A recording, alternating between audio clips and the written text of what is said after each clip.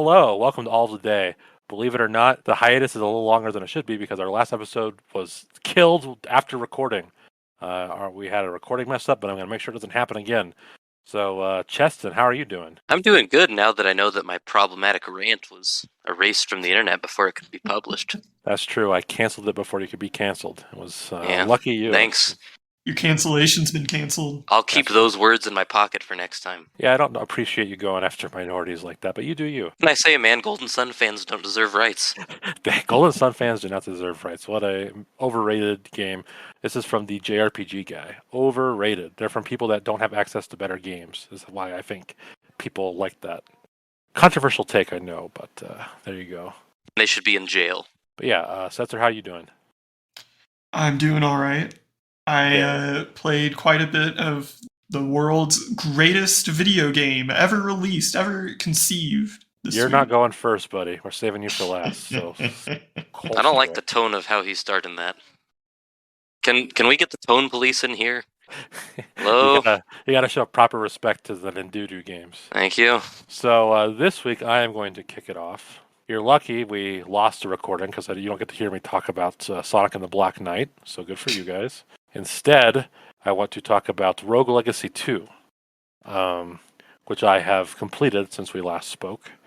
You know, it feels like the perfect sequel to me. You know, it doesn't reinvent the wheel.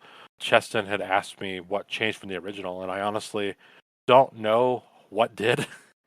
I just know that it feels like I remember, but like more advanced somehow, and it's good. Like I like it a lot. For those that don't know, this is like a roguelike that's 2D. So like you're going through a castle and it changes the layout every time you die. It's got like an ancestor system. So like every time you die, your child takes your place, and they can have different like attributes and traits that can affect gameplay, give you more money, or just make things really weird. It's a neat little touch. I felt the game is fairly difficult, but I also think it was pretty fair, which goes against what my complaints against Tunic were towards the end, where I felt like you had a limited arsenal, but your opponents were like throwing everything they could at you, which wasn't particularly fun. But this one nails it a little bit better. I know, Cheston, you were a big fan of the first one. I think you will love this whenever you get around to it. 5 years. Well, I mean, it's their fault for not putting it on Game Pass. It's their fault for not putting it on the Switch, quite frankly. I mean, that is a silly little bit of unforced error making. As I was playing, I was like, man, this would be like the perfect game to just play and bet on the Switch. I am perpetually confused when an indie game only comes to PlayStation or Xbox. It just strikes me as someone who is like looking at a pile of money, you know, Atlas style. Yeah, and being like, Atlas. Nah. Yeah, it is a Steam and Xbox exclusive somehow. I'm still waiting for my Q2 Steam Deck orders, so this was an Xbox game for me. So, but it was fun though. But again, like this feels like a perfect portable game. Like I think Rogue Legacy 1 saw a lot of success on the Vita, of all things. So, what are you gonna do? Anyway, back on the actual quality of the game. The game offers like a bunch of different classes to play, and despite like everything playing kind of similar, you know, you press B button to use a magic spell or Y button to use like a physical skill. Every class feels pretty unique. Like I suck ass as like a mage or whatever, but as a Viking or a Ronin, I'm pretty good. So it's very interesting. My one nitpick, I guess, is that some areas are a little more annoying to explore than others. From what I remember of the first one, it was mostly contained to the castle environment. Like there were some differences in areas, but it wasn't like it was a castle. This game, like, it gives you different biomes to explore, and some are more annoying than others. Now, granted, as you get better, you can really gauge your progress because of how easy it is to get through an area. Like one of the last areas is this castle thing. Like in this game, usually progression is horizontal, but in this area is vertical, which means you have to do a lot of jump platforming, which I was having a lot of trouble with at first. But eventually, I was good enough where I could make it to the end of that area every time. So it's annoying, but it's fun to see how well you progress. Because at first, when I first started playing, I was like, I don't know if I'm going to be able to beat this area. But then I was able to, so it was pretty nice. At the end of the day, I would say this is probably my favorite roguelike. It surpasses the first Rogue Legacy and Nuclear Throne. but I need to play Hades before I judge definitively on that. So I'll get back to you eventually. How have you not played Hades? I've played Hades, but Didn't we tell you to play Hades? Mm-hmm. I have played it. I own it on the Switch, but I was something came out around then. I think that threw me off of it. Well, it wasn't as good as Hades, whatever it was. Probably not. Probably like Sonic and the Blue Lagoon. Well, I would totally play that. The creature from the Blue Lagoon, just Sonic as the swamp thing. That'd be pretty cool. I think you should play it eventually, Cheston. Setzer does not like 2D games, so you can skip. How many biomes does it have? 6. I wanted to rate it on my Halo Infinite index. I was about to say. Halo Infinite has 1, and this has 6. So this is 5 Halo Infinites better than Halo Infinite. Oh, yeah. Okay. Is there a battle pass? No, but there might be. Who knows? Are there daily challenges? No. It's just a game. It's like an old game where you buy it. And Do you get the sensation that the developers secretly hate you? No, I get this impression that they love the player. Kind of a weird thing. Not a very modern game in that regard. The other thing I want to talk about is another old Cheston favorite, L.A. Noire. When I choose to play a game, I don't know what my process is. I just lay down and I don't know, something comes to me. It's like, you know what? I haven't seen this. Let's check it out. I picture like a Wheel of Fortune style. Wait, hold on, back up. Whoa. You haven't played this before? I've played it, but I never beat it, which is why I decided to play it. Dude, I played this 10 years ago, I think. I Yes. made it to Arson, and then I stopped playing. Kidding me? Yeah, the reason I quit was because I was like, well... Because Sonic and the Black Knight came out, we know. No, it's because this is a big downgrade. I don't want to do detective work over fires. I was having fun busting drug cases. Such a stupid position to take. Well, it was very stupid. I agree with you. So, going back to it, this is a definitive Shades of Grey video game, but it does not present itself as such. The game, on its face, is telling you the cop department is all good, but if you listen to the dialogue, there's things that are said that make you think oh, the writers no, they're not necessarily fans of the police agency. There's a mission where you're being praised for busting a crime, and they're like, yeah, 14 bodies, LAPD cleaning up, is what your police chief says. Wow, that's pretty messed up. Your main character is obsessed with rank and the virtues of policing, and it's just presented as it is. And he flies off the handle if he doesn't believe someone is telling the truth. Exactly. Or I think they did edit that, which is a shame. But no, they didn't. It's just called Good Cop, Bad Cop. Oh, they got rid of the doubt button? It's just called Bad Cop instead of Doubt, which is probably more accurate because you do fly off the handle sometimes. Well, it was always a little disarming for me as a youngling playing it and being well, I don't know if they're telling the truth. And then he just starts ripping into them I know you killed this person. You're lying to me. But what I like is that it acts like the Shades of Grey without telling you it. I feel a lot of these games nowadays have moral systems or whatever to let you know you're kind of towing the line or whatever. This one's just kind of it is what it is, and I like that. Some cases where you, the player, know you're arresting a person that did not commit a crime, but your bosses are telling you to convict someone, and you just have to do it. So, and your character is whatever, I guess I'll do it, but it's not presented as a bad thing. It just is. I don't think I processed those aspects when I was, God, how old was I when I played this? 20? Yeah. Well, I don't think I did either. I think it's just ooh, Rockstar game goes shooty, shooty, boom. Yes. We yeah. And I also like the Mad Men characters, Yes, so. It becomes a little obvious that the casting crew for this game really liked Mad Men, or at least watches. All these people would be good for a period 1940s game piece. It's almost like they were in a period piece for the 1960s. Yeah, exactly. So it's a little distracting though, because if you're not John Hamm or January Jones or any of those people, you might be in the game. They had several major characters in that, and I was this is a little distracting. It almost feels like stunt casting. Yeah, it's oh, hey, wait a minute, are you Harry Crane? I don't want to arrest you. Harry Crane is in the game. Where's that bitch Kinsey? I'll get him.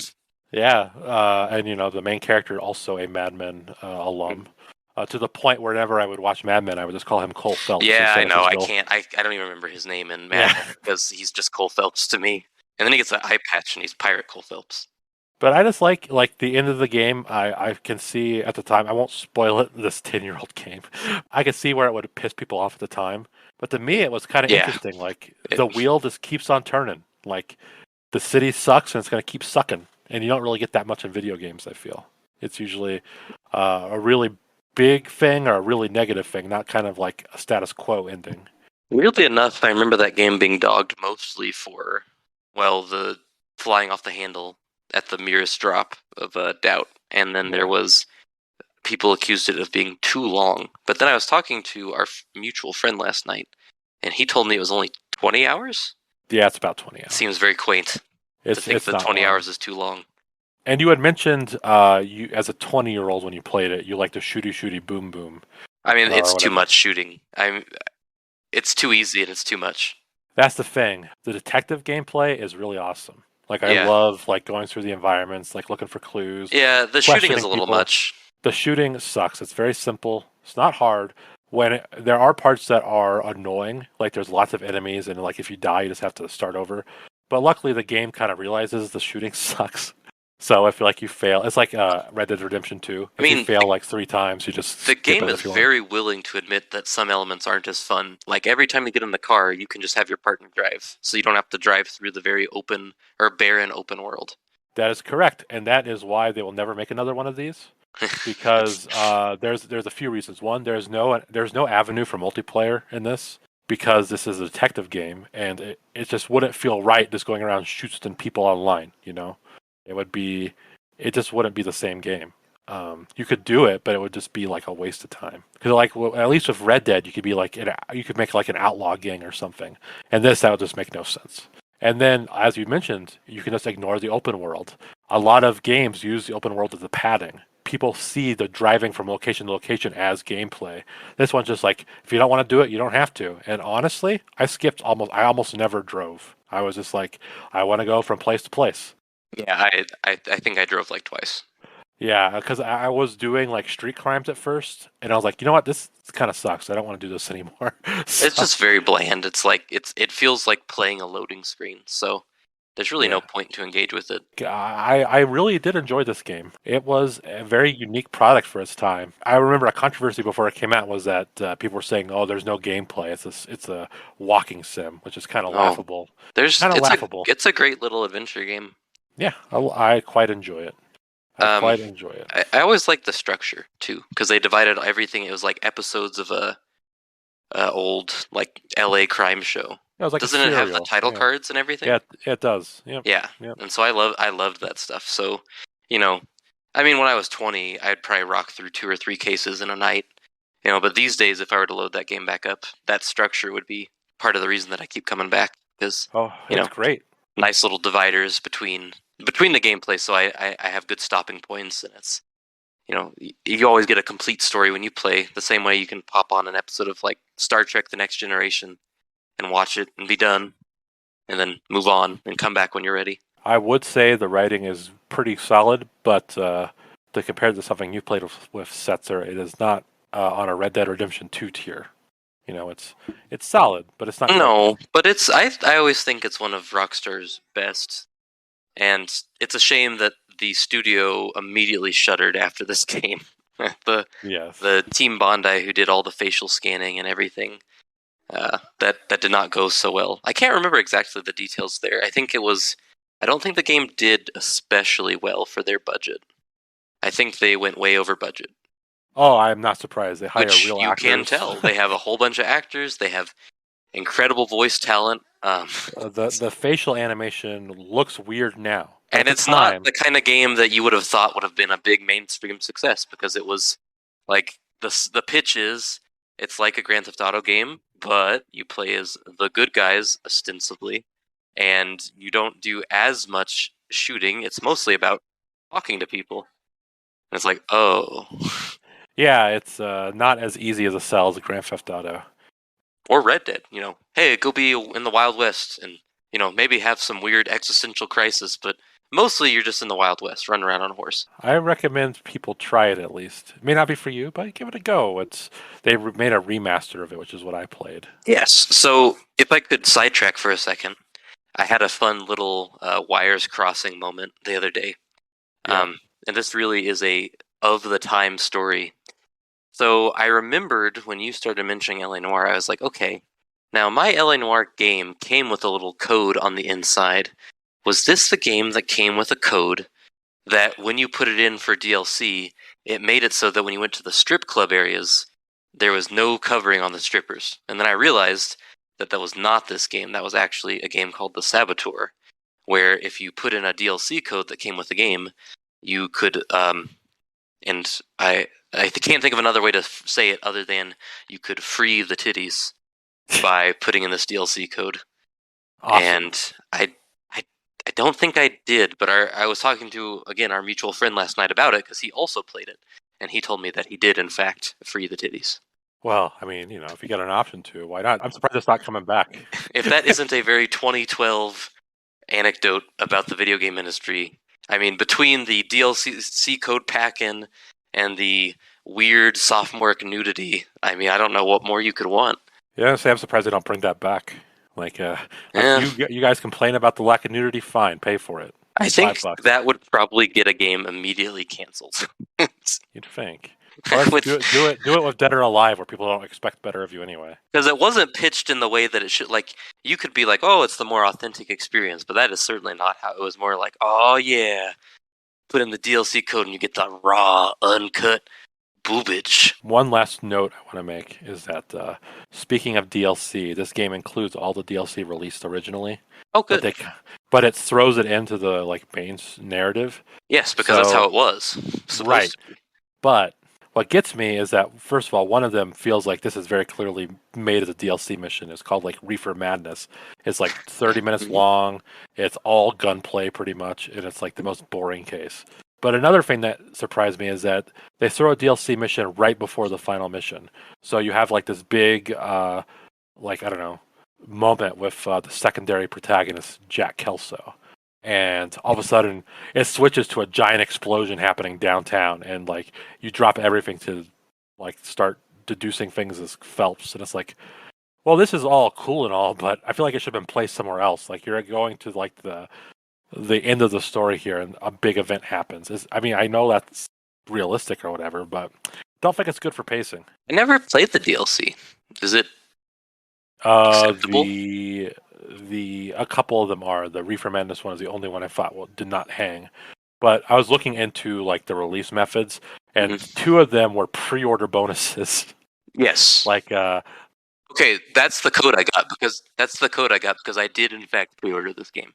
Yeah, what a shitty era. Because I was very excited for this game. Because one of them was a GameStop pre-order exclusive. The really good one, I think, was a Best Buy pre-order exclusive. And then one was actual DLC.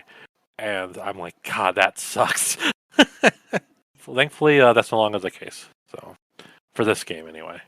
Yeah, I mean, it's less of a thing, but, Anyway, that'll do it for me. So, Cheston, what have you been up to?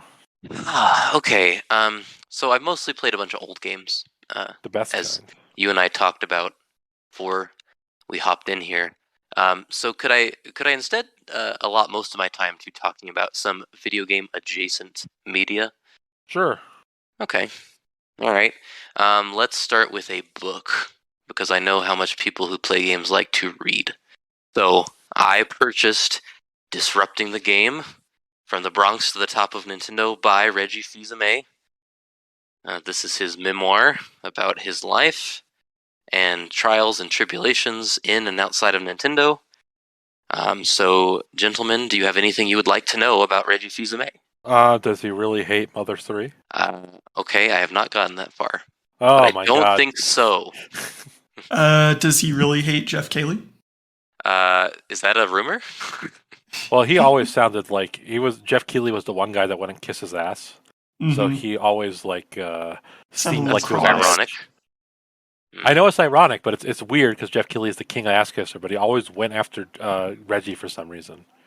Reader be warned, and I knew this going in, so I was not caught off guard. But it's a memoir from a guy who's in business and did things that are not Nintendo. So it's not all just, fun times at Nintendo of America. There's a good, nearly 100 pages of his times before Nintendo. So boring. Well, it depends. I mean, do you want to know anything about his time at Pizza Hut? No. No? You don't want to know about the Bigfoot Pizza? Was he responsible for the PlayStation 1 demo discs? No, he was responsible for the Bigfoot Pizza. What's that? Oh, so see, look at all the interesting avenues we can go down now. So Little Caesars, came about whenever they did, I think the 90s, and they really started to hit home because they had cheap pizzas. The hot and readies. You get 2 pizzas for like $10 and feed yourself for a week. Pizza Hut was a little more premium, right? So the Bigfoot Pizza was their solution to create a pizza that was bigger and cheaper, and therefore could help them elbow out the competition from Little Caesars. And it succeeded, but then Reggie walked it back because he realized that people started to perceive Pizza Hut pizza as cheaper. Well, that's what you get for trying to compete with Little Caesars, you idiot. Well, I mean, they were losing a lot of their business, and their delivery was actually. Oh God, I'm mixing up my Pizza Hut facts. He talks a lot about the business of Pizza Hut and how they succeed and how they don't. Well, they never kind of recovered from that because I still think people see them as a cheap pizza. Well, now they do, yes, especially. But different times in the 90s. It wasn't as perceived as cheaply back then. That's true. At Zoomers, people used to go to Pizza Hut for like the buffet and eat lunch in the restaurant. Isn't that crazy? I love eating in the Pizza Hut. It's a delight, but it's so hard to do now. I have one eat-in location nearby. Wow. Yeah, it's good, but I don't think they do eat-in anymore because of that COVID thing that happened. Convenient excuse. Yeah, it is. You learn a lot about in the parts that I've read. I just recently got to his time at Nintendo. You learn a lot about his time at Procter & Gamble, working with the Panda Express team, his time working with a bicycle company. Yeah, it's a little bit like, have you ever read the Bible? No. Setzer, have you ever read the Bible? Do you even have to ask? Yeah. Okay, so yes. Yes. Okay, so anyways, so when you hear about the Bible, you're like, oh yeah, like sacrificing, killing, David and the Goliath, and all these things. But then you actually you open the Bible, and it's like you have a whole bunch of pages about ancient measuring systems and the relative worth of a flock of sheep and things like that. And it's like, oh, snoozeville.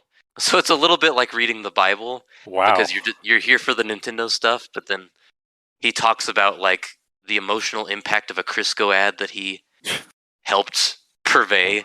Because business people are freaking weirdos, man. And so this book is a little odd for me to read because I don't like business people. And reading a book from their perspective is very unsettling for me.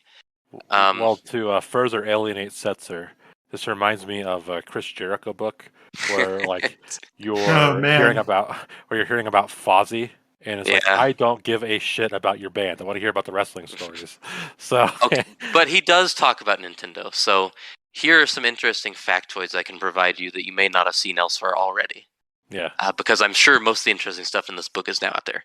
Reggie completely finished Super Mario World. He saw all 96 exits. He was obsessed with it. He was obsessed with Link to the Past. But then his son finished his save file while he was gone. Oh, brutal. Yep, that's brutal. That's what you got to look forward to. Yeah, I guess. Yeah. When he joined Nintendo, he requested a meeting with Iwata. And a lot of the times in this book, when he talks about Nintendo of Japan, it's just about him totally being at odds with Japanese customs. Because asking to meet the CEO of this company virtually when he's just hired, like, I guess got a lot of like, what are you doing, man? Like, what gives you the right to meet with Iwata? And the big one I read today, he did not have a GameCube. Wow. Before he had a PS2 and Xbox. Oh my God. He's a traitor. Yep. He talked about how the PS2, was a really incredible console that just destroyed its competition and, had all these different advantages. And how the Xbox was this groundbreaking technical achievement. The GameCube did not own it when he joined Nintendo. So I'm curious to see where that goes, because that That doesn't line up with the Reggie I know. Any other questions about the Reginator? No, I'm good. No. Okay. Setzer, any other questions about the Reginator? No. Okay. All right, so then I'll go to my other video game adjacent thing, which is the Uncharted movie. I watched it. It came to streaming.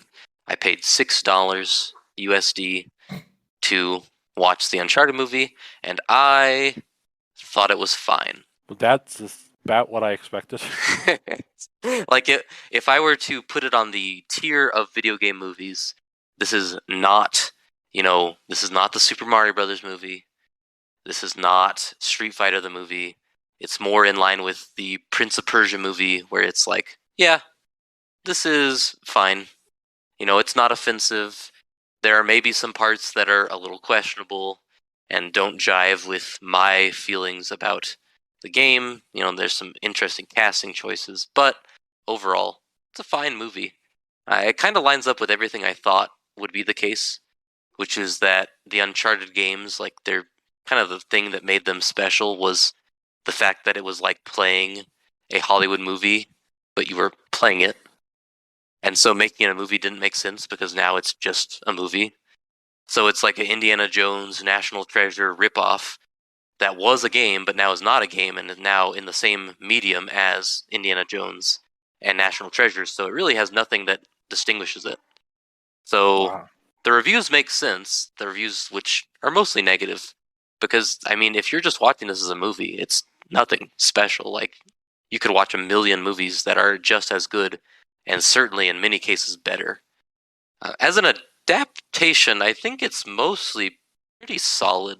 Like, I get the sense that the director does actually understand Uncharted, and that Sony, believe it or not, does not. I believe it. Yeah, I know. So, like, the director makes some choices that I'm like, oh yeah, this guy has probably played Uncharted. So, like, the movie starts with the famous cargo plane scene, but it's really just, like, introducing that happens later in the same way that Uncharted 2 starts with the train. But then that's just like a flash forward, and you learn how Drake got into that situation. Uncharted 4 starts on a boat, and then you later, see how he got to that position of peril with his brother. So that's how this movie starts. And it's basically an origin story for Drake and Sully's relationship, which at least gives context to why Drake and Sully are so young-seeming relative to the games. I think Tom Holland is actually a pretty good Drake, surprisingly. I think he's just a good actor, and I think they mostly give him good lines that Drake actually would say. There's a few clunkers, don't get me wrong. Like, there's this joke where he's telling Sully what he needs for this job, and he says he needs a cat, and then he shows up and he's like, well, the cat's just for you, because you're so lonely. He's like, I don't think Drake would do that, but whatever. It's a Hollywood movie. That's a MCU tier gag. Yeah, it is, and that's a shame. But I would say for the most part, it does not do that stuff, which I was pleasantly surprised by. Most of it is banter, which is what Uncharted is. Not quips, but banter. I thought the Sully casting was the worst one. Like, I don't think Mark Wahlberg's a bad actor, and I don't think they needed to cast someone as old as Sully is in the games. But Mark Wahlberg is not crusty enough to be Sully. He doesn't look like he's lived a hard enough life to be Sully. Who would you recommend? Well, I don't know. It's not my job. Let me think. Shoot, like, even something stupid like, doing a super stunt casting thing and getting someone like Bryan Cranston. Bryan Cranston would be a much better Sully. He would be a terrible Sully, but he'd be better than Wahlberg. You forgot that how good he is as a comedy actor too. So it's true. He could combine that. Yeah. And plus, I don't know. Like, I was thinking, like, go back to 2010 and cast like the guy that played Rob Swanson or whatever. But I wouldn't do that personally. But there's something that you could do. Nick Offerman? Yeah, Nick Offerman. There you go. Yeah, I guess he would be better. Yeah, I thought the Chloe casting choice was good, but the writing for Chloe wasn't correct because Chloe's a pretty perfect foil for Drake because she's just girl Drake. She's some femme fatale. Yes, there's some nice little sexual tension there. There's not much of that here. Oh, Zendaya would get mad at him. Well, that's true. Good point. Yeah. I thought Antonio Banderas as the villain was perfect. That is, he's such an Uncharted villain. Like, I got no complaints about that. It was pretty good. I guess my only real big complaint about the movie, besides the casting of Wahlberg, would be that when I think of Indiana Jones, that movie is scored by John Williams, tip to toe. And I think that really works. I think having licensed music in something like Indiana Jones would be weird. And this movie has some licensed music, and I think it's weird. It ends with "Take the money and run," as opposed to ending as it should with the Uncharted reprise. But I think this is a Sony decision, so I can only fault the people who worked on this movie so much. I think their hands are probably tied because you just know that there are some suits behind the scenes that are like, yeah, but why don't we get some hip modern music to go with the action instead of using this already complete and very cinematic score that has been in these games for nearly 20 years. All right, so since this is a movie, let's go on the Roger Ebert scale. Thumbs up, thumbs down. What you got? Did he have thumbs to the side? I don't think he did. Whenever they replaced him, they did do the Okay, on the Ebert scale, I enjoyed it, and I would recommend it to anyone who liked the games. So I guess I'd give it a thumbs up. Oh, there you go. Sony Pony Cheston. Here we go. If I were to put it on the star scale, I'd give it 2 stars. Well, that's why I did not ask about the star scale. Because it's obviously not a good movie, but as an adaptation of a video game that I like, I had a pleasant time. My wife, who does not have any fondness for the games, also had a good enough time with it. So, she liked it more than the Sonic the Hedgehog movie. Oh, what do you know? That's something you poisoned her against. So I did not poison her against it. I did not poison her against it.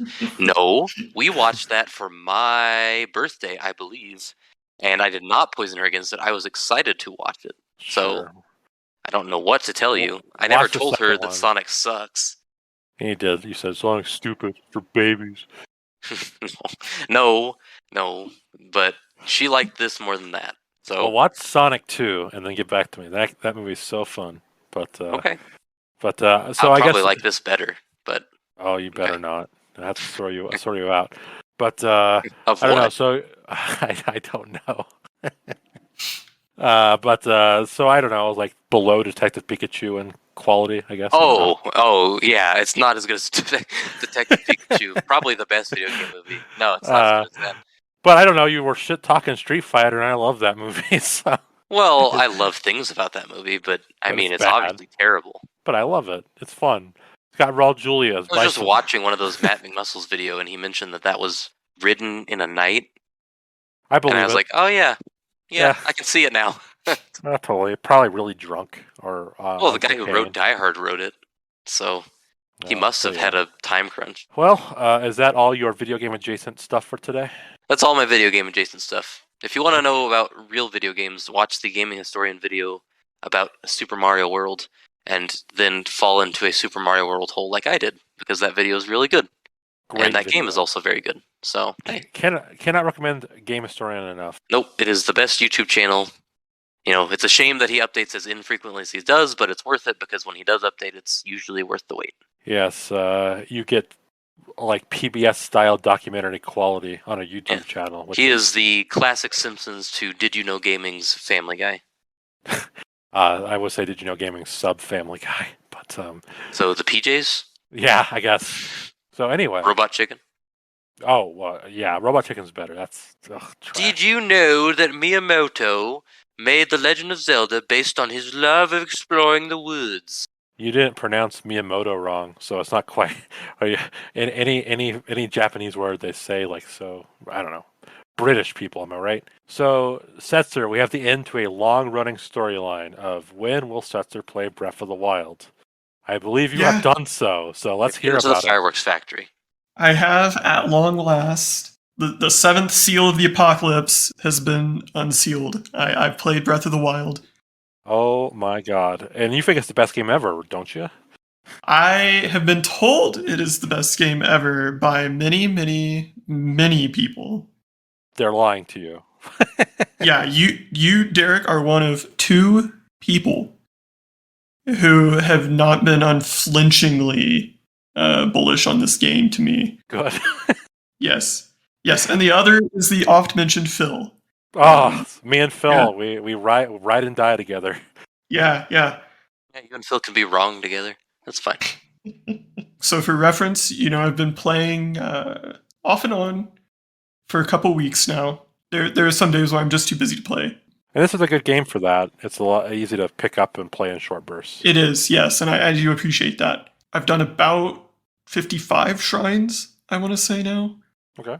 I have 13 hearts and 2 full stamina wheels. Oh, okay, good. I would get a couple more stamina things, but you're probably good on that.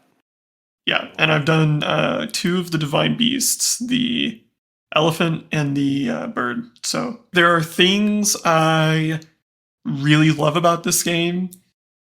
There are things about this game that make me roll my eyes. All right, so give me a compliment sandwich. Okay. Well, the compliment top bun here. The shrines are wonderful. I love these shrines. I love finding them. I love going down in there and getting the treasure out. And I love solving the puzzles. They're really cool. That's the closest to traditional Zelda you get. The shrines are fantastic. Except for combat shrines. That's the notable exception. But otherwise, good stuff. Yeah, the major thing I don't like about this game is it's a really entangled problem. It's the overbearing scarcity of so many things, especially when you start out. The weapon degradation, I understand, is much ballyhooed on the internet, and I truly, truly dislike this. I truly hate that aspect of it because it is so tedious. The combat is not very depthful in the first place. It's better than I expected it to be, I guess I'd say. But generally speaking, you attack. Oh, your weapon broke. Okay, go scroll through your inventory. All right, attack. Well, the enemy is half dead, but your second weapon just broke. Okay, get your third out. Attack. Okay, well, you got hit once, so now you've got 2 little hearts left. Better eat up. Now, when people talk about this game online, they often talk about the inventiveness of the combat and certain solutions you have to go through. And I feel like the vast majority of battles are like what you say, where it's like slash, dodge, flurry, whatever. But for once out of every 30, you'll get a cool one where you set a field on fire and kill a bunch of enemies, or you use like your powers in an interesting way. But that is the minority. Yes, that is very much the exception. There are cool. I mean, it is cool when you do stuff like that, but for the most part, it's just like you press Y and you slash. Then your sword breaks and you switch weapons. Yeah. Yep. That, or this situation calls for the bow. All right, aim it up. That's 1 arrow loose. All right, that took about a quarter of the guy's health off. Aim it up. All right, do it again. It's, sidle to the side a little so he doesn't hit you with his arrow. Okay, well, after one good adventuring day, a solid adventure, you've burnt through probably 60-something arrows, and now it's time to go buy a whole shitload more. Go to Kakariko Village, hook them, hit me up, give me them arrows. Some of the food items too. I really enjoy the cooking, actually. Don't get me wrong, the cooking is a lot of fun, but some of the ingredients, I just find it tedious to just go hunt them down. Especially stamina refilling foods, which I've found are like the most valuable food imaginable in this game. Is those that refill your stamina. That and attack boosts. Yeah, I don't really like... So for reference, in a game like Dark Souls, right? I played through as much of that game as possible with a single weapon. The rapier. Elden Ring just came out. I played through as much of that as possible with the short spear. Start to finish, I just really like getting to know that weapon and having some fun with it. Breath of the Wild, the weapons aren't really unique. Like, I found swords that have elemental affinity to them, right? Like a flaming sword. Yeah. Or something like that. Ice sword, yeah. Yeah. And those are cool, don't get me wrong, but they behave exactly the same. Right, they just have like a little status effect. Yeah, the moveset's identical. So, not only are you not allowed to like really get in a groove with a specific weapon, there's really not much difference between like the Gerudo scimitar and the knight's sword, other than the amount of damage they deal. I do think the spear does feel different. It's more pokey, but it's not like a super crazy difference like a Souls game. It's just a little different. Yeah, I mean, there are 3 weapon types in the game. There's short sword, great sword, and spear. And that's it. And every spear, even the halberd, which is not exactly a spear, just has the same moveset. I think I'd be much more or much less bothered by this if, one, weapons had just way more durability, and if they can break at all, you can use them like consistently to actually get something done with a specific weapon. Like, earlier today I was climbing a mountain, and at the top there was a shrine with a dragon that had been ate up with corruption, right? Yes. And you've got to shoot arrows at him. Mm-hmm. Getting up that mountain took like 3 melee weapons and 2 bows. And it's like, look, this is one destination. This is one little adventure. Just let me have a weapon for more than 5 minutes. Okay? Yeah. That's all I ask. Cheston is a fan of the degradation. Yeah, he's a Redditor. He defends it. I don't agree that most people on Reddit complain about it all the time. It's a Reddit mechanic. What can I say? I generally agree with you. I mean, I think degradation's a good idea for this kind of game, but it is way too severe. Like for most battles, like a weapon won't even last through the battle. Like that's not fun. It's not fun. It's not really quote unquote realistic, or maybe verisimilitudinous. That like a steel greatsword just shatters on contact with a moblin, right? Right. So I hope for the sequel they make weapons a little sturdier. I hope they don't just throw out the mechanic entirely. I do. Well, I hope they throw it out. Get rid of it. No way. I think being able to pick up weapons you find in the field is a cool idea, and like having to use them. But you can do that in any game. Yeah, but you can do that in Halo. Doesn't mean the gun breaks when it runs out of ammo. If you want to experiment with weapons, it's your prerogative, right? Okay. Just because I play, these kinds of games with a specific weapon for most of the time doesn't mean I don't also experiment if I want to, if I see something interesting. My favorite moments in the early part of that game were getting into a fight or accidentally stumbling into an encounter, having something happen where it's like, oh crap, my weapons are dead, having to explore the world and just kind of like, oh man, I found this weird fishing town. I'll just take these boat oars, I guess, and hope for the best. And, I avoided a lot of combat. Same. And then when I did engage with it, it had a little more stakes to it than the traditional Zelda, where I find most Zelda games combat to be extremely boring because there's literally nothing going on. Mm-hmm. This, I mean, I agree that like it's like when you're actually fighting, it's just dodge, hit, it's not super interesting. So for me, a lot of the interesting nature of the combat came from the emergent experiences, okay, these guys are in a field. I really don't want to break these weapons because I don't want to be in a situation where I'm just out of luck. So I'll see if there's any way I can light this field on fire. Oh, there's a big boulder over there. I can push that down this hill.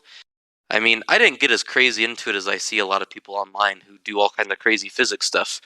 But generally speaking, compared to how I play most games, that system did force me to be a little more creative and a little more thoughtful about how I engage in the combat.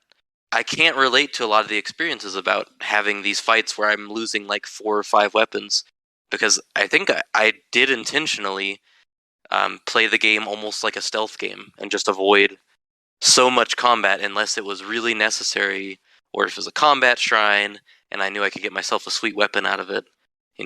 I remember by the end of the game having a weapon for several adventures because I just was very precious about using it, and I was very precious about getting into any combat because I didn't want to lose it. and it just made the experience a little more engaging for me than if I had just been like, well, I'm going to go fight with this weapon. No, got it. Fight done. Like I would in any traditional game.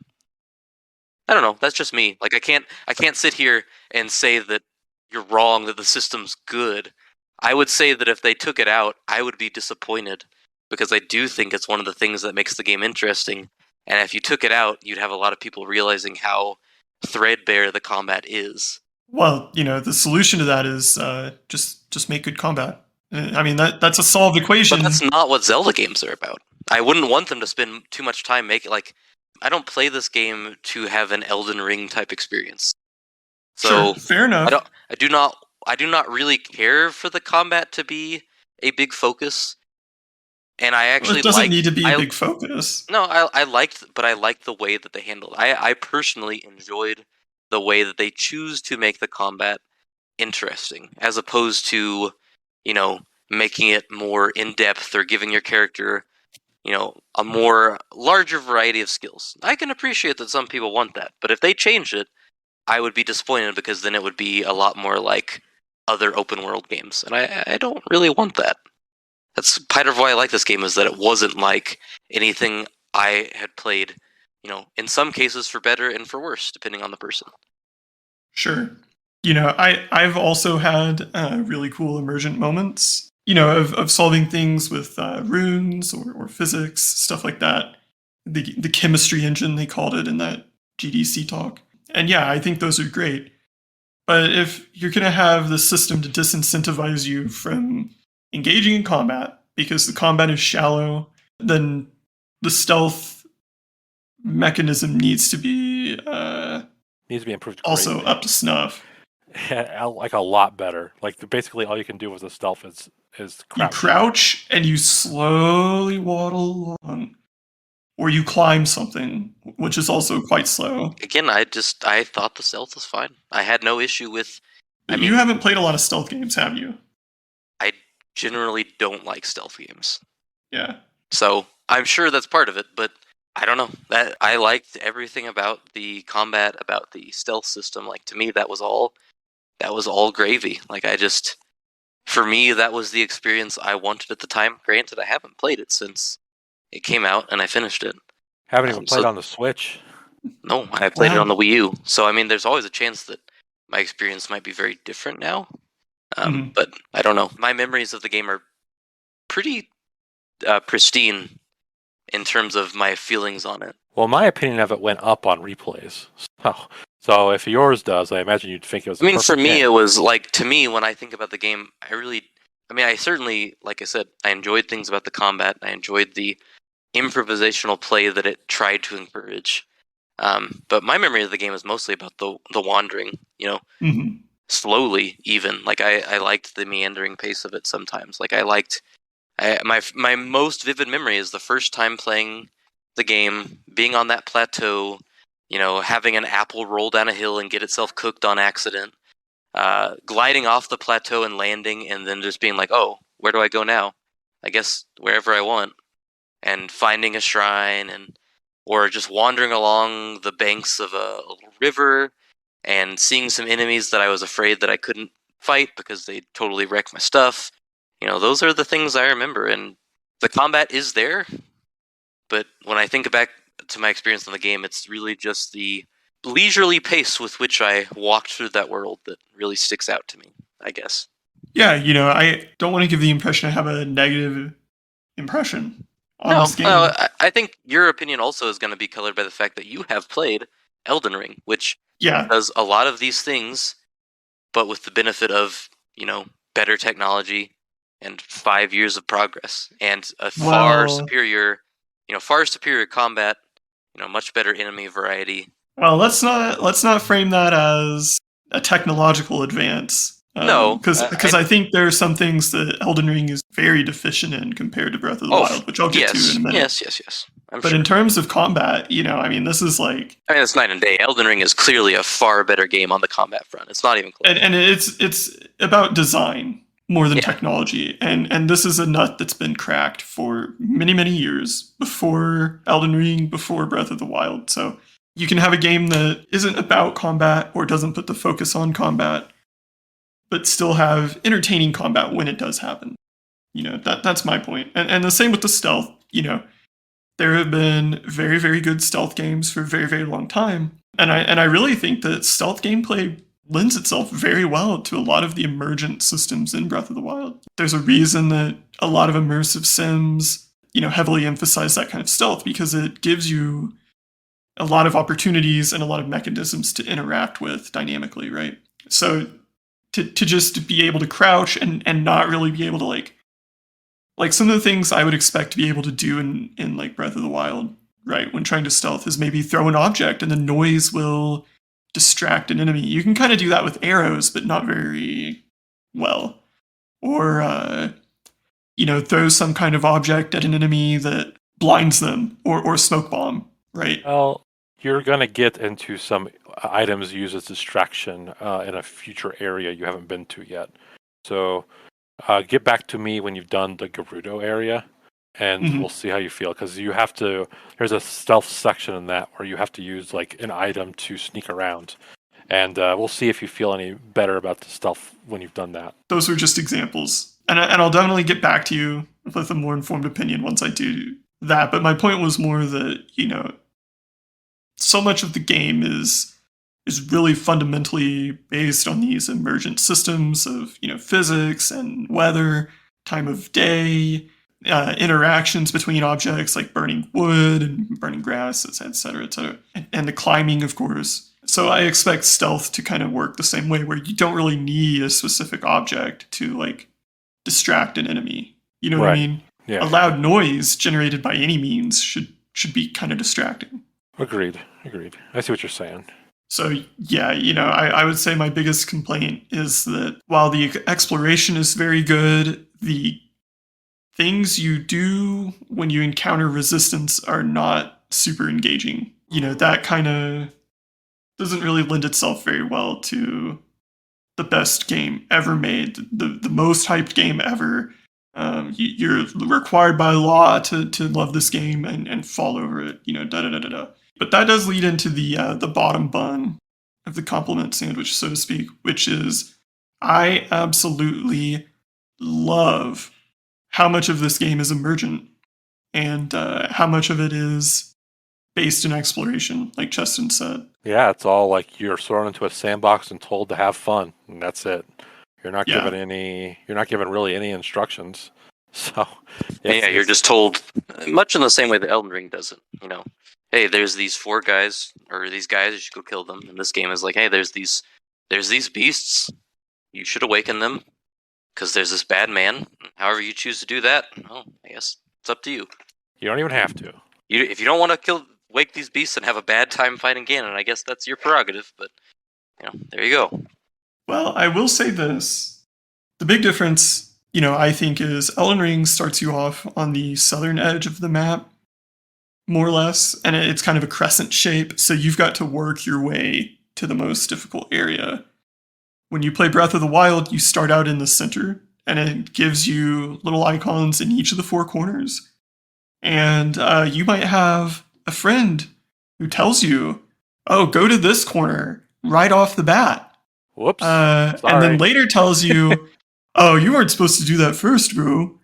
I mean, your friend in this case is wrong, because really you can go to any of them, and I don't really think, is there a canonical direction you're supposed to go? The game, they design it so you are kind of incentivized to go to Zora first.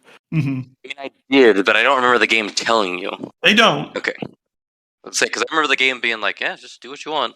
And I was like, well, I like fish, so... One of the first main quests is, like, go to Kakariko Village and speak with Impa. Kakariko. I don't think that's true, but... But anyway, you go then and you find out about the Beast quest, and the first beast is like the Zora beast is like right by Kakariko Village, pretty much. It's right next door. Also, the path to Zora's domain is much more linear. Does not require any kind of like extra tools. You don't even need much stamina. Yeah. They give you tons and tons of arrows and weapons. Like I think I had 120 arrows when I finally got to Zora's domain. And Yeah, the entire quest is very self-contained in the Zora neighborhood, right? Yeah, it's like subtly telling you without overtly telling you this is where you need to go. It's like through gameplay, kind of. Yeah, it's been a while. I remember I probably played for 10 hours before I even thought about, going for the beasts. And at some point I was just like, well, I probably am good enough to go there. And then I started to mosey on, and that is a lot of the stuff I liked. It was very much about what I wanted at the time. It was not about like playing these gosh darn corridor walking prestige games where it's like, well, this is exactly what you're gonna do, and this is exactly how you're gonna do it, and this is when you're gonna do it. It was like I would come home, I would turn on my godforsaken Wii U, I'd walk to my bed, I'd get disconnected, I'd walk back, get my connection reestablished, walk back to my bed, and I'd be like, all right, what do I want to do tonight? Oh, okay. Well, I'm just gonna go look for shrines, or I'm just gonna walk around and see what happens.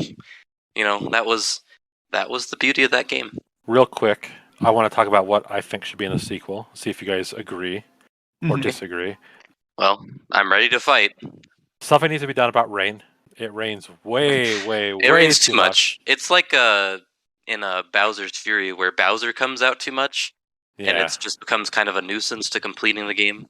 So, I mean, I like the rain, but yeah, it's too much. Because you can't climb, and climbing is like, you have to be very able to climb. Important, yeah. And so basically, you just stand around until the rain's done, pretty much. I would say any of those events that run on a timer need to be slowed down. Like, not as many blood moons, not as much rain. Real quick, the same goes for the ravioli jump. Yeah. That takes way too long to recharge. I think you can tell that they really did design it with short play sessions in mind when you think about stuff like that. Like, they did not want you to play for 2 hours and have like 18 rainstorms, because then it's just going to piss you off. They wanted you to play for like 30 minutes and encounter 1 or 2 and be like, oh, that was a little annoying, but whatever, I guess. See, I have the opposite. If they were designing for short play sessions, they should have made it so you have to like stand there and wait. They do have a wait system in the game, which involves using a flint and wood to make a little fire. You can wait around. Can't do that in the rain, of course. Well, the fire would go out, you dum-dum. Yes, of course. So you got to go find an inn, which may not be near your location, and change the time of day that way, or you just wait around, which sucks. So I think the sequel either needs to make it rain way less often, or give you a tool to deal with the rain, like a hook shot, maybe, or you can like sacrifice weapon durability to climb, like you stab the side of a mountain or something to give yourself a grip. I don't know. Just something needs to be done so like rain is not a waste of time. Give him a musical instrument and sing a little song. Yeah, that's in every Zelda game, right? Yeah, let me control the rain. No, it's in like 2 of them, but they're the best ones. But I appreciate the gesture. My other big suggestion would be that the beasts need to be done away with. They should do more like Elden Ring does, where... Well, yeah, you can't do the beasts again. I mean, that wouldn't make any sense. Well, yes, but I mean, like, how Elden Ring does it is, like, you have all the little shrine equivalents there, but, like, when you fight a big boss, you have a big dungeon. Mm-hmm.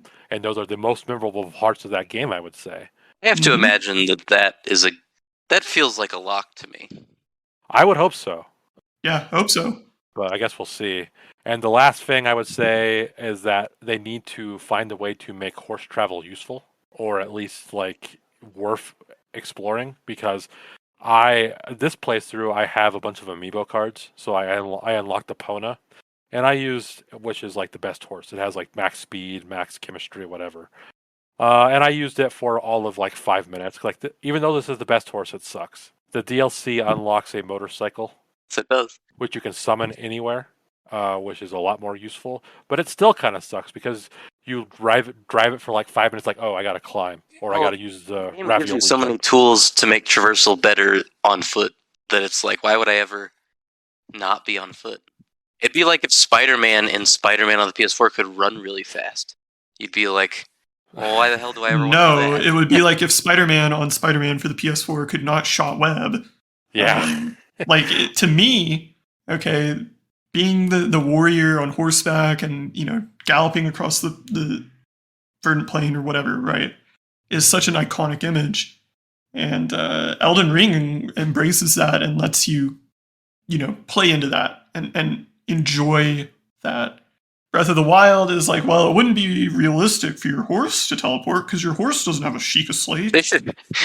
Here's the solution: flying horses. Done. Oh, well, yeah. see, Pegasus. I was gonna say, when you finish Breath of the Wild 2, when you beat the final boss, I think they should give you a flying mount. Oh, Just yeah. because, like, you beat the game, you're not like exploration is now like the centerpiece. You've done all the climbing. Just let the player have fun and fly around and see the whole world. Yeah, why not? Playing Horizon Zero Dawn 2, Forbidden West, I guess. Don't you dare start suggesting things from Horizon. At the very end of the game, they give you a flying mount. And the whole game before that is you climbing and stuff. And the flying mount does it retroactively make the game not suck? The game didn't suck, but the thing is though, like you spend the whole game climbing around and exploring and all that stuff. At the very end, you get a flying mount and you can just fly everywhere and see everything, and it's cool. You can appreciate all the things you climbed and saw through the air, which is like a different experience. I like it. I think Horizon should end with you unlocking a mode that just turns the game off and loads your installed copy of Elden Ring, or so like ships you a Switch with Breath of the Wild already in it. That would be pretty cool. I mean, it's like if you like $350 worth of merchandise. I guess I'd be okay with that. A limited edition Horizon Switch. It's a shame that all the Guerrilla employees who listen to this podcast are going to boycott us now. Yeah, well, deserved. But I mean, that's something like I think objectively Horizon did a cool thing there. I wish more open world games did that. Like when I beat Elden Ring, I don't see a reason why they shouldn't just give you like a flying phase, like go have fun. Like you've beat the final boss, just go have fun. I think all games should do that. So that's what I want from Breath of the Wild. They should give you a big stupid sword, maybe a sword that shoots bullets, and let you just gunblade perhaps. Oh yes, well all games. That would be a silly idea. Oh, shut your. What about mouth. a sword made of water? Oh yeah, I mean there's an ice sword, right? Yeah, oh yeah. Why not a water sword? Great blade. You can slash an enemy with it 5 times. Ooh. Yeah, one thing I'd like to see that I was kind of disappointed by. Keep in mind, I've not played a ton of Zelda games, and I've completed even fewer of them. Like I was trying to think about it actually. I think the only Zelda games I've finished, the Minus Hat and the Minish Cap, it's Phantom Hourglass. Really? Whoa. Yeah. Minish Cap is pretty good. Minish Cap's good. Phantom Hourglass sucks. So you've got kind of a mixed bag there. I wouldn't say it sucks, but it sucks. It wouldn't be one I would show. It wouldn't be a game I would show to someone who I wanted to convince that Zelda was cool. Yeah, I mean, I didn't hate it. I've played other Zelda games, and I am kind of disappointed that the boomerang, the hook shot. You don't have any special tools. You have the Sheikah Slate runes, and those are super cool. They should bring back that. Yeah. Like, not having the hook shot to me is sad. I love the hook shot. We need to kick someone out of our NSO friend group so we can get Setzer on, so he can play Ocarina of Time and Majora's Mask. Well, maybe we kick Ryan off because we'll just save him the trouble. That's true. He's getting married, so he needs to save video games. He needs to get off those for a little bit. I think if you fused Metal Gear Solid 5, Breath of the Wild, and Red Dead Redemption 2, you'd probably have a game that would never be topped. Yeah, I can see it. They each have their own strengths. It'd be the best game for eternity. Thank you for your input on Breath of the Wild so far. We just look forward to more input. We have more to talk about with that, but we probably should move on. But so let's stick a pin in it for now. But next week, keep us updated, and we'll have more to say. So, Setzer, what's in the news? Well,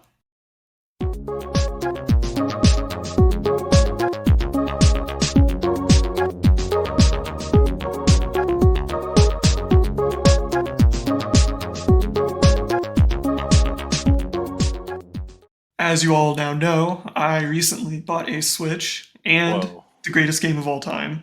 Yes. So it's time for talk of the new Super Switch Advance UI to begin in earnest, and Nintendo apparently agrees.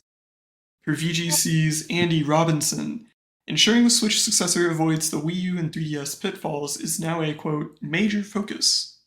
The company's president, Shintaro Furukawa, had this to say. While continuing to release new Nintendo Switch software for consumers to enjoy, we aim to maintain relationships across hardware generations through services that utilize Nintendo accounts, and by providing opportunities for them to experience our IP through other non-gaming channels. So, armchair experts of the Nintoddler Daycare, can Nintendo break the streak? Easily. I'll take this one. I've got it. Mm. I do too, but let's mail me the check right now. Okay. Yeah. More power. Yes. Same everything else. Oh, wait, Yep. no, hold on. More power, fixed Joy-Cons, and backwards compatible. And done. That's it. Biggest success. And what? Longer battery life. Oh, yeah. I don't have a problem with that. What are you talking about? Well, for the normal person who doesn't play with their Switch plugged in all the time, that might be handy. I don't play with my Switch plugged in all the time. I do. Well, if you're going to have more power, you're going to need more battery. Yes. Or else that thing's going to drain in a minute. That is a good point. Okay, fine. Yeah. More wacky gimmick Joy-Cons that you can slide onto the sides. Oh, I agree with that completely. That aren't uncomfortable and don't hurt my wrists. They do have Joy-Cons that have more traditional controller. Not by Nintendo though. Grip. Yeah, they're not by Nintendo, but so that makes me. That doesn't make it inherently worse. Illegal. Would you say I am 8-bit controllers are bad? There's not an official Nintendo. You mean 8-bit though? Whatever. I am 8-bit's the music people. 8-bit do. Maybe you should call yourself 16-bit do if you want me to not confuse your games. Well, they do sell Super Nintendo controllers, so those are good, but I don't know that they are ergonomically, well, I don't know. I don't have problems with the Joy-Con, so I'm not the person to ask. They do have some cool accessories, when Ikaruga came out, there was a third-party thing that you could make your Switch vertical, which was kind of cool. That was indeed a cool accessory. Ikaruga is a vertical shooter, if you did not know. But you're absolutely right, Cheston. The key to the Switch 2 is not to reinvent the wheel. All you got to do is call it the Switch 2 or the Super Switch, make it clear that it's a sequel. Now, this is very hard for Nintendo to process. This would go against everything they've ever done before. Yes. Except for the Super Nintendo, which, by some measures, might be their best system ever. So you just need to make it clear that it's not an accessory for the Switch, because Super Switch. Because people, for whatever reason, thought the Wii U was a Wii accessory. I still don't understand how people did, but apparently I think it was a little exaggerated. I think that's an easy mistake to make. Well, see, there you go. So one says exaggerated, one says easy mistake. So I think that shows there was some confusion. So call it something like Super Switch. Make it backwards compatible. If I cannot carry my digital library over, at this point it's huge. And I think this goes with any console going forward, by the way. You need that backwards compatibility, and just make it like the Switch. I like the gimmick. The gimmick is a home run. You put it on the TV, or if you were done with playing on the TV, you carry it with you and play in the bedroom or whatever. Brilliant. No need to reinvent the wheel. It should be able to screencast so I can play it with worse latency. What I would do personally is you launch it with Breath of the Wild 2, and you launch it with Animal Crossing, whatever the next one is. Mm-hmm. A big factor for the Switch is those casuals, and Animal Crossing in the pandemic was chocolate and peanut butter. I was going to suggest Clubhouse Games 102 Worldwide Classics. Bundle that in. Yeah, make that the bundle. That should be bundled in. That should be the Wii Sports of the Switch. But I'm saying, you launch Breath of the Wild 2 for the hardcores, Animal Crossing for the casuals. I think you only would need those two, and you'd sell plenty of units. So just don't go crazy is my advice to Nintendo. Yes, listen, Nintendo. Don't do it. I know what you're thinking. I think you're thinking about putting a second screen on there. Don't even think about it. Don't bother. Hear me out. The dock has a screen. Okay. That is such a stupid idea. No. Even better. The front of the dock is a little window, which the screen stays on. No, he's right. He's right. So you put it like that, so someone sitting in front of the entertainment center can watch without having to look at the TV. Oh yeah. No, they can watch the map and the menu screen. And the game is on the big TV. It's so if you don't have a TV but you want to act like you have a TV, you just put it in the dock and you look at it. No, there's a physical button to swap between modes.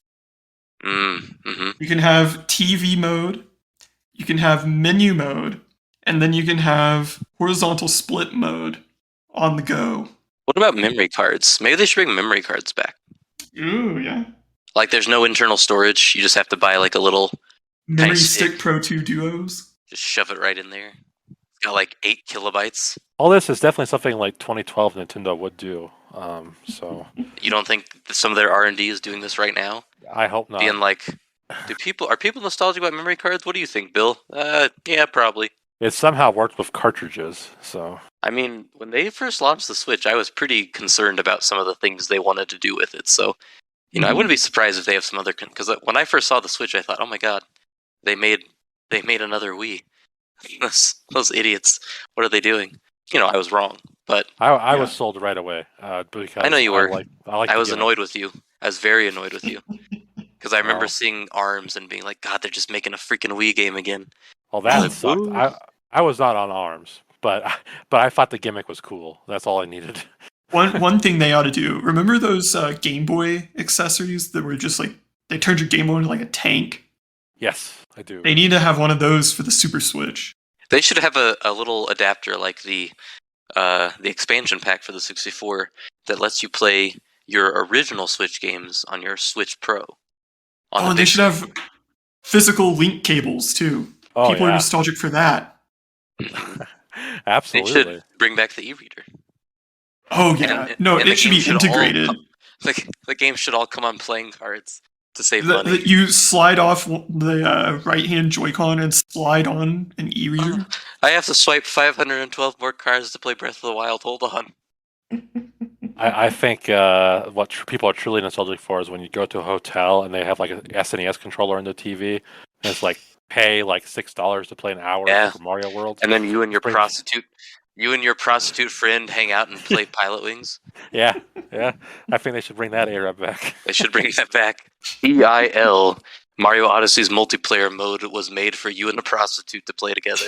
Well, on the opposite end of the spectrum, IGN's Rebecca Valentine writes about a developer who just doesn't seem to care at all anymore. Valve's venerable Team Fortress 2 has been left, without exaggeration, unplayable, as the majority of so-called players are now bots designed to annoy actual human players. Since the problem began 2 years ago, however, Valve has said and done very little to curtail the problem. I've got to ask, did you ever love a game that was left to rot, or do you know any tales of developer malfeasance? I mean, yes. Certainly loved games that were left to rot. Let's see. Where would I even start? Oh, World of Warcraft. Well, yes. I mean, I did love that game. That was left to rot. Team Fortress 2, as you just mentioned. Hey, that's cheating. Oh, okay, fine. I mean, every Mario sports game ever, but that's just... Truthfully speaking here, I could not imagine playing Team Fortress 2 without like a group of people I just play with. Like, it does not seem fun to just hop into a random lobby and play with strangers. Well, it used to be. Yeah, like 10 years ago. But I'm talking about even more like 15 years ago. But I'm talking about like before this bot situation. Like if we go back to 2016, if a normal everyday Joe tried to get into Team Fortress 2 and play a game, it would not be fun because everyone playing Team Fortress 2 has been playing for years and years. Yes, I agree. So this is going to sound kind of, I don't know, callous, but this game is so old. Why should Valve care? I mean, they get a lot of money off of it. It's iconic. It's an iconic game. I think this game still makes money for them. Yeah, does it? It still has tens of thousands of players every month. It just beat its concurrent record last year. It's popular. This game is it's a quiet giant, man. Nobody ever talks about it, but this is a big deal. You know, if you look at the Orange Box, you could even make the argument that this game is the biggest game out of the Orange Box. I mean, I would certainly make that argument. It has had the longest legacy, but Portal's certainly a better game, but I completely agree with that. But I just don't know. Like, don't think this game was welcoming to new players before the bot situation. So this is, I mean, I think there is something to cleaning up this for the long-time players, but I don't know. I mean, this actually, if you read the thing, it sounds like a nightmare. Like, it does sound like a nightmare. Like, they have bots picking out real players. And because all the bots are snipers, like, they just instantly die. Oh, it sounds terrible. The bots play loud music over the voice chat. I mean, maybe it's a conspiracy theory. Maybe Valve wants people off of this game so that they can sell them a new game.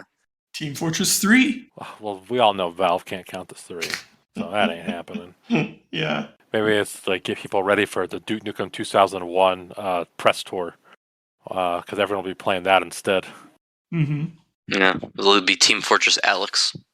Yeah, maybe. That's 1, 2, Alex. I guess I hope for the longtime players that can't find another game to play. I hope they figure it out.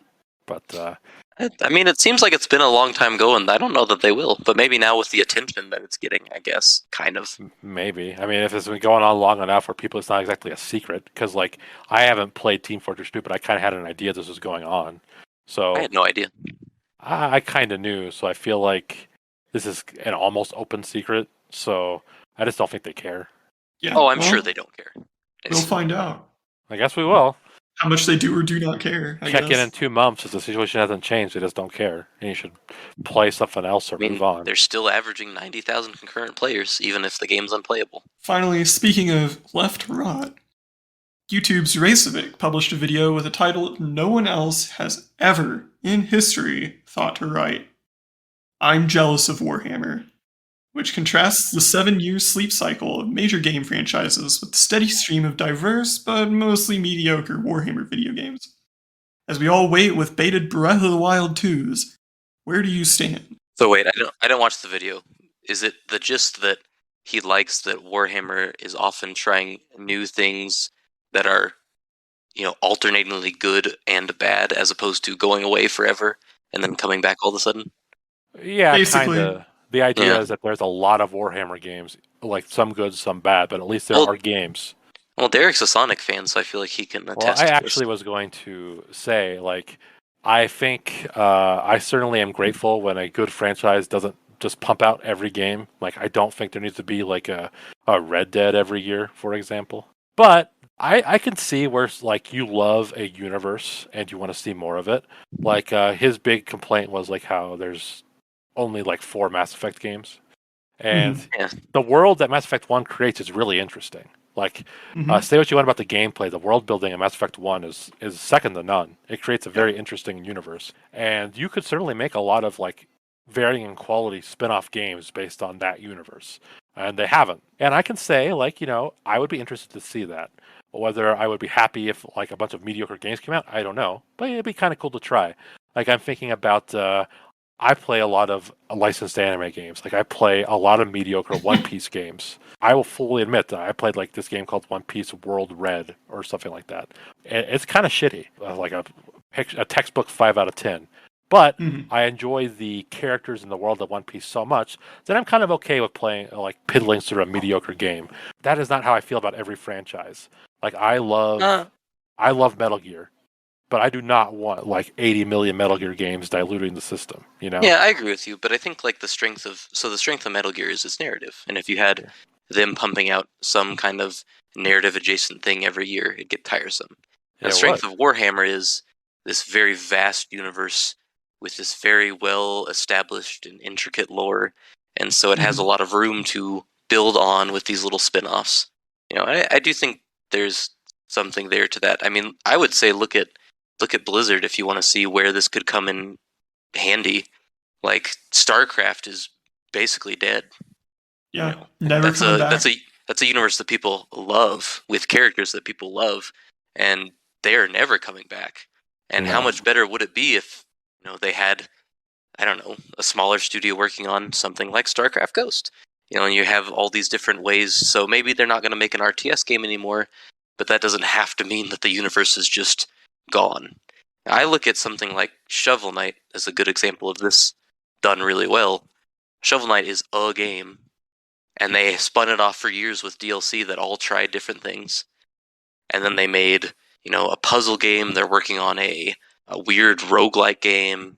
They had a fighting game, and it's not all been like perfect, but it's kept that universe and all the things involved with it in rotation, instead of me having to wait 10 years for them to make Shovel Knight 64 or whatever they're going to do next.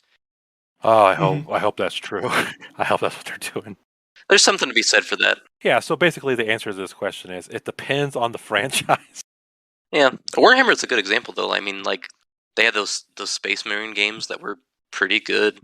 They had the Dawn of War games that certainly people adore. They've had some like the Vermintide. Yeah, they have that. I mean, and there's certainly a lot of bad ones, But every so often, you get one that's like, oh wow, this is pretty cool. I love this universe. This is a neat take on it. Yeah, the other half of his point was not only are there lots of Warhammer games and some are hit or miss, but there's a lot of variety in those games. There's tactics games, there's strategy games, there's horde games, there's shooting games, there's melee games, there's Battlefield Gothic, ship game, there's Total War.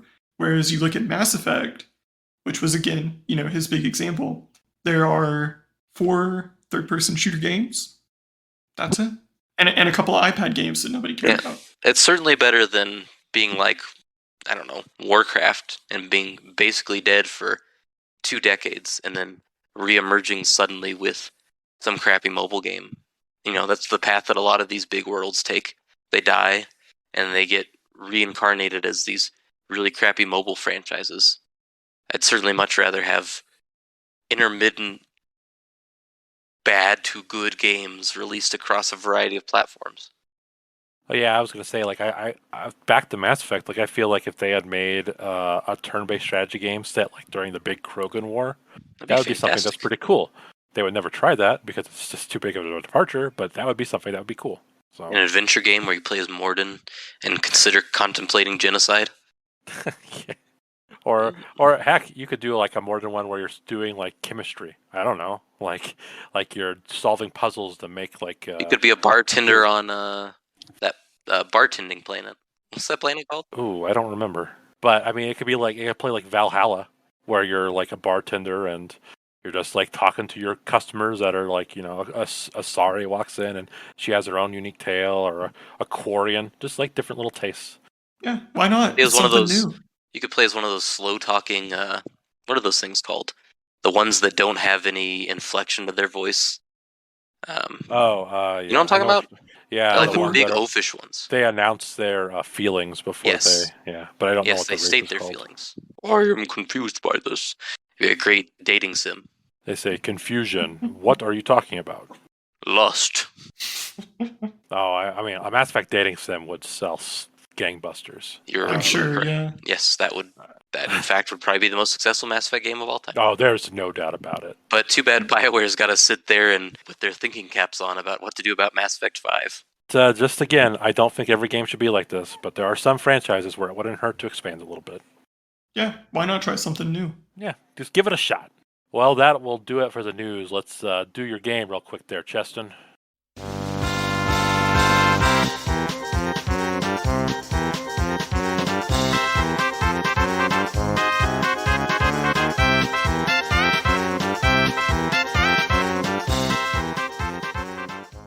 Oh, well, boys, it's getting hot out there. So it is. It's swimsuit season. Are you ready to show those rockin' bods? Oh, I know. I'm in my swimsuit physique. Oh, yes. Well, I'm naked right now. So, very good. Yes, I'm ready to go out there and tan the whole package, if you know what I mean. The most important thing to remember when you're preparing for beach season is to use proper protection for your skin. You've got to use a variety of sunscreens of a variety of SPF strengths to make sure that you and your skin don't get toast. So I've got a lineup here of a variety of elements of the video game industry that are about to emerge into the sun, and I think we're going to find that they need a variety of levels of protection. So the rules are simple. I'm going to present you with someone who's about to emerge into the sunlight, and if you think they're good to go and they don't have too much to hide, maybe give them an SPF 5, little spray.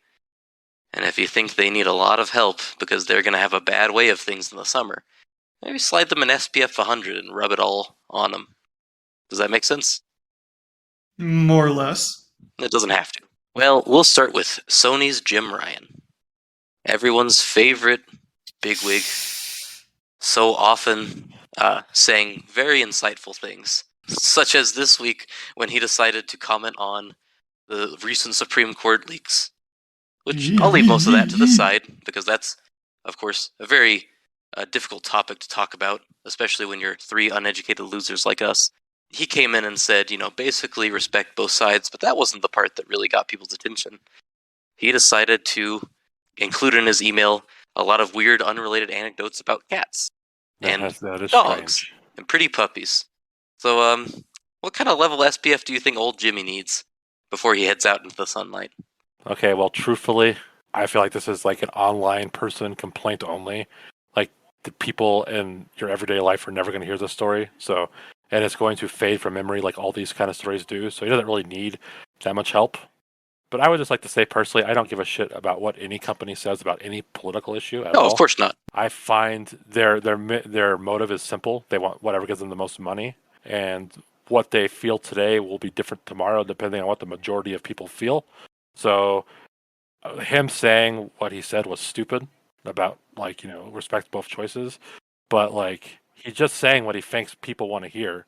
That's probably not even his own personal belief, so I don't care.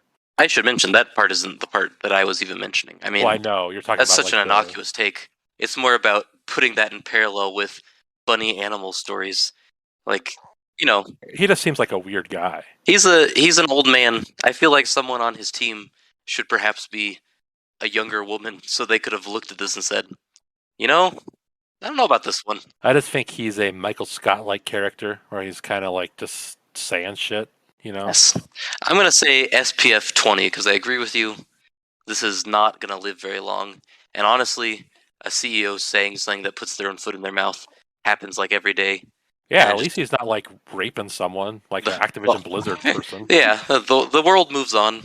The people who already hate him will continue to hate him, and they'll have more justification. Yeah, like he's me. a corporate vampire. He's not going out in the sun. Yeah, that's true. Exactly. Okay, well, so are we good for 20? 20 sounds good. Yeah, 20 sounds good. No, 20. Not 10. Not 30. 20. All right. Well, on a lighter note, Microsoft this week, Bethesda, announced that Starfield was delayed. Surprise, surprise. What? Well, I didn't know that. Oh, you didn't? Oh, you didn't know? No. Yeah. When's it delayed to? 2023.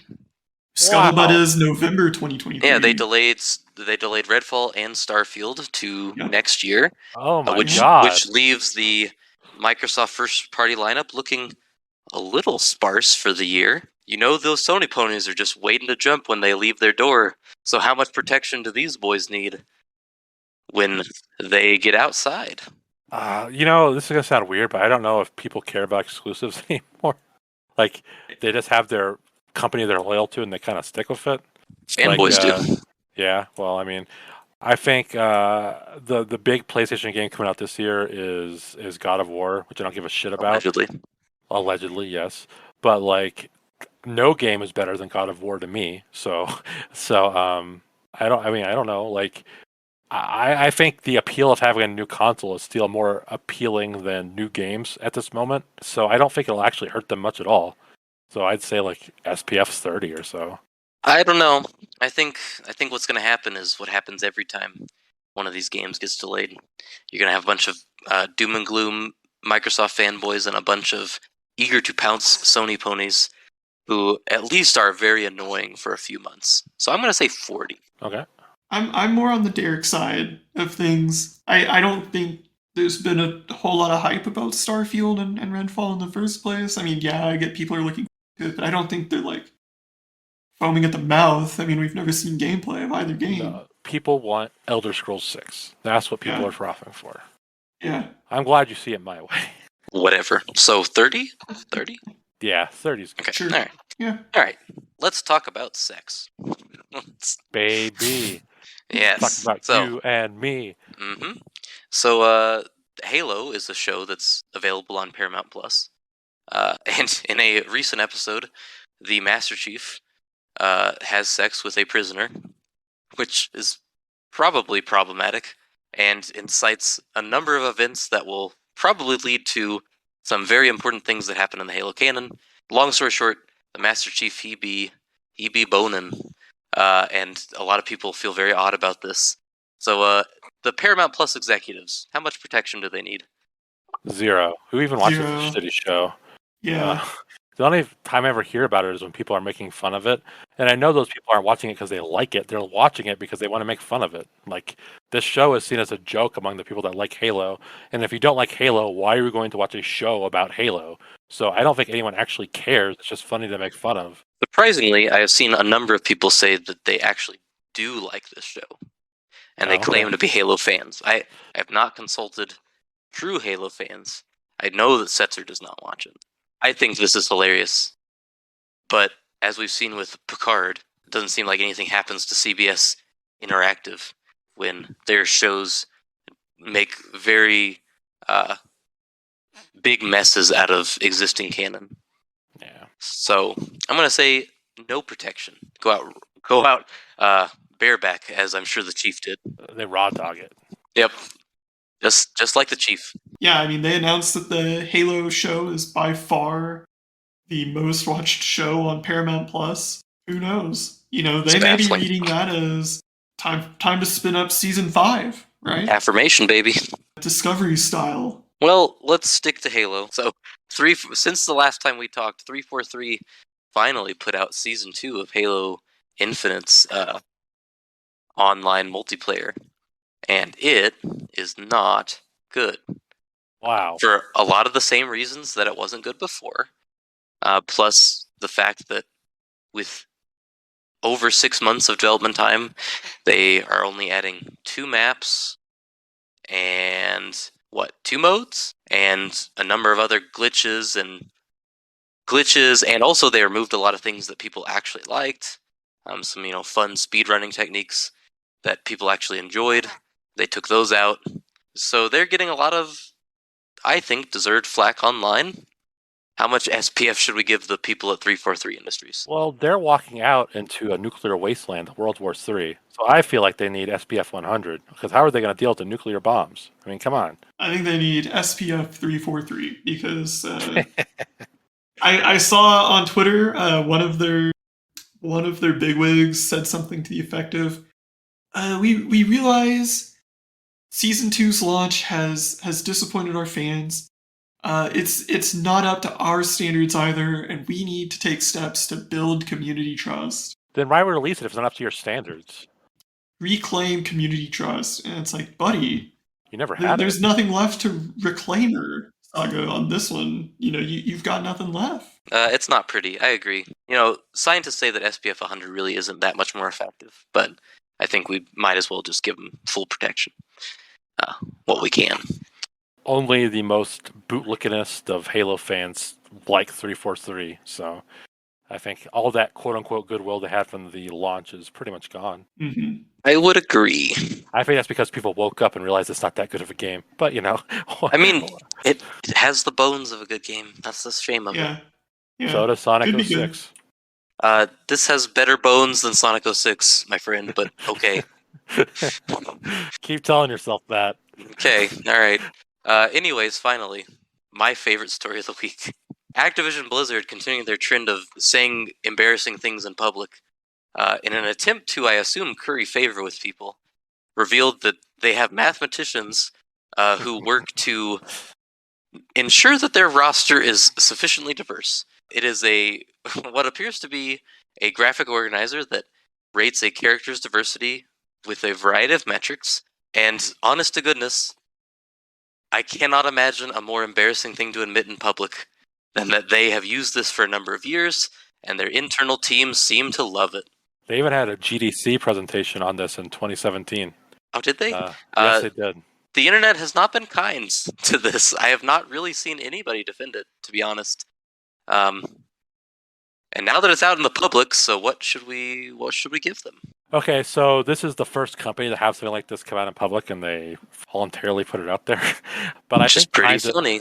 I think behind the scenes, several companies have similar things like this, because as I've said, no company has true political leanings. They just do what they think makes them money.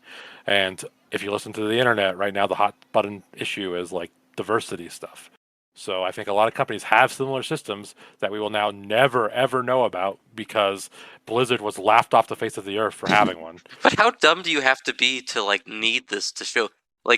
They had these characters ranked on this scale, and there's some kind of algorithm behind it. But honest to goodness, do you need a scale to tell you how diverse some of the characters in Overwatch are? Well, they're trying to go for a point system, they're going for literal diversity points, I guess you could say. But then you're equating people to numeric values, and that's just setting up a very bad time. Yes, it is messed up, but I think lots of companies do it. I mean, I think business people are clueless, so absolutely I agree with you. There's a lot of companies that probably have a bunch of weirdos in the back, like, not enough age.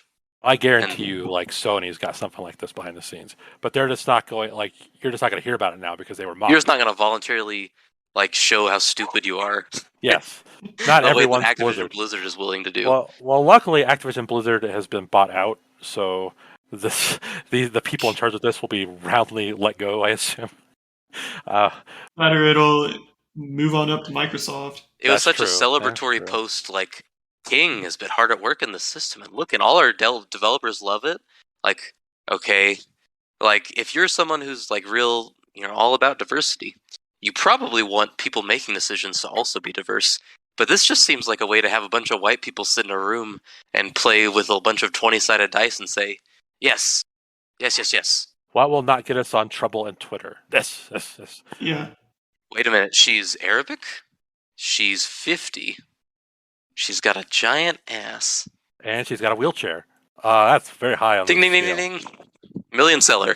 It's extremely offensive. It puts these things in, like, numbers or point values. It is so dehumanizing that, I mean, even for us, who would be the lowest on the spectrum, it makes us like a... what are we, like the lowest numerical value? That doesn't make me feel very good.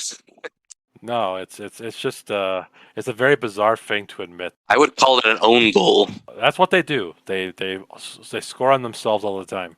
Just because they were bought out, I'm going to say they only need something like 40 because it'll go away whenever the official... I would say 50 because 50% of people just love everything Blizzard does no matter what, and 50% of the people have eyes and ears and a brain. So... But would you say Blizzard knows? I would say that Blizzard knows how to ruin every single one of their franchises and alienate all their fans.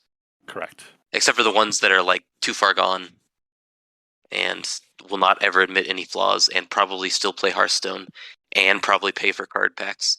I really don't know what's left of that company that, like, when I think about the Blizzard that Chad loved, the Blizzard of our youth. The Blizzard that allegedly knew. The Diablo, World of Warcraft, Diablo 2, World of Warcraft, StarCraft, Blizzard.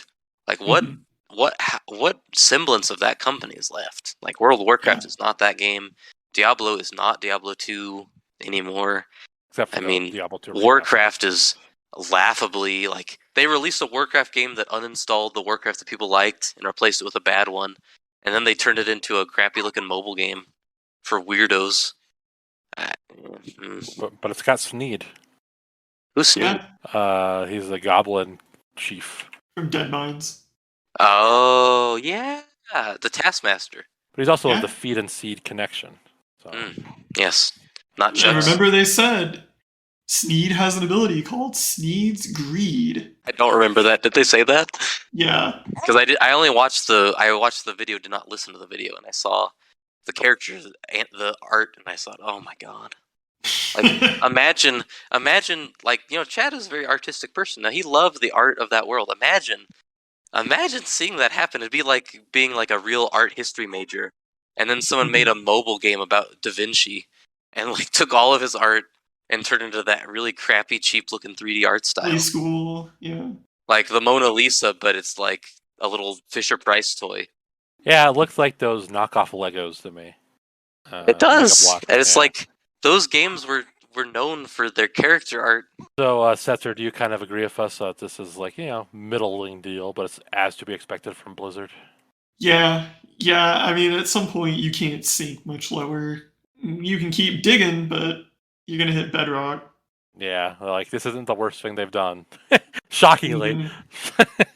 Yeah, like, harassing someone to death is probably the worst thing they've done. I would say so.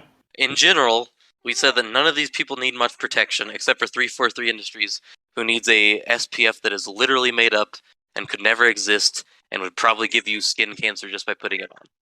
Okay, well, I agree with that. They need that. Well, all right. Well, you can reach us on Twitter at alltodaypod or an email alltodaypodcast@gmail.com. This is Derek.